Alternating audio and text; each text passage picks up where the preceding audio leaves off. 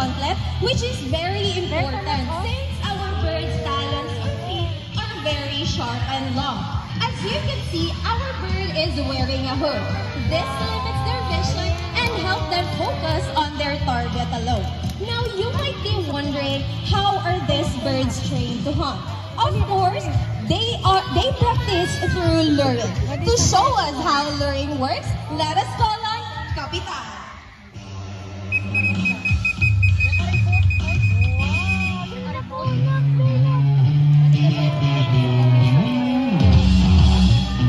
Ladies and gentlemen, meet Kapitan, a Philippine hawk eagle.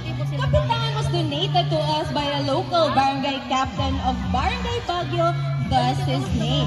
Kapitan was donated with a broken leg, and due to this, he can barely fly.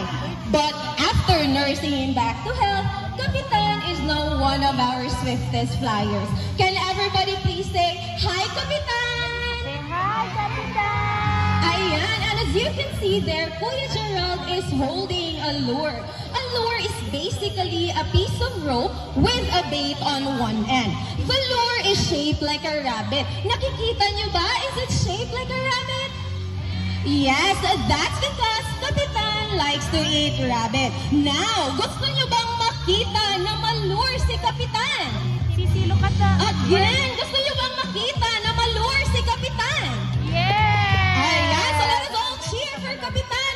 Go, Kapitan! As you can see, Kapitan was indeed lured or chased after the lure. Your lure should be similar with the type of animal that you would like your raptor to hunt.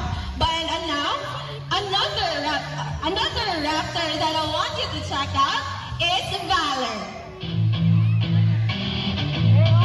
Valor is a gray-headed fish eagle. What do you think fish eagles eat? Fishes, that's right. Just like what Kuya Renren is holding over there. Now, let us see if we can lure Valor with the fish. Let us all cheer for Valor. Go, Valor!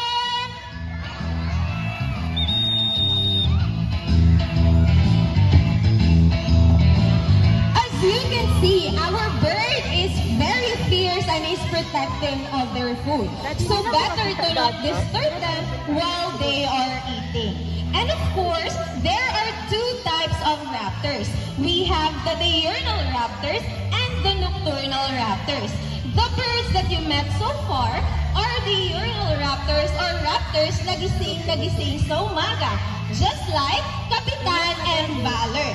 Now, who can give me an example of a nocturnal raptor or birds that are awake at night? Ow! Oh, that's correct. So coming from my back, let us all welcome Baga, a giant stalks owl. So Baga over here, what do you think they eat? That's right, that's rats and rodents. That is why they're very beneficial to farmers because they eat the pests in their farmlands. And did you know that owls do actually have a silent flight pattern? Literally, hindi mo sila maririnig na lumipad no matter how much they flap their wings. And another raptor that I want you to check out is our Brahminikites.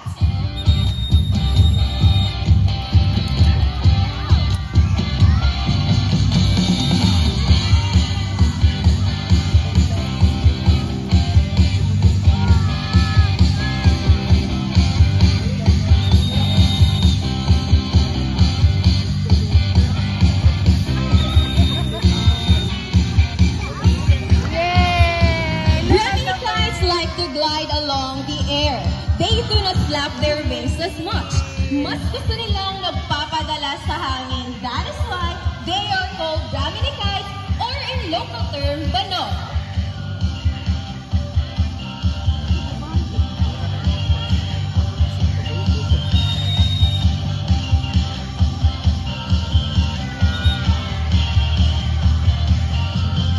Now, Kuya Renren will try to throw the food a little bit higher.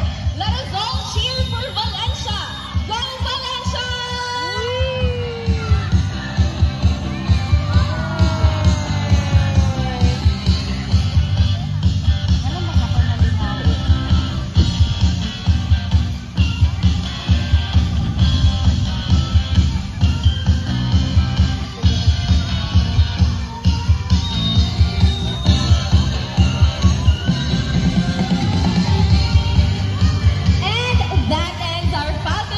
demonstration this afternoon. I hope you learned something and of course cherish this moment together with your family, friends, colleagues, and loved ones in this beautiful place called Malagos Garden Resort. That would be all. Daghang salamat.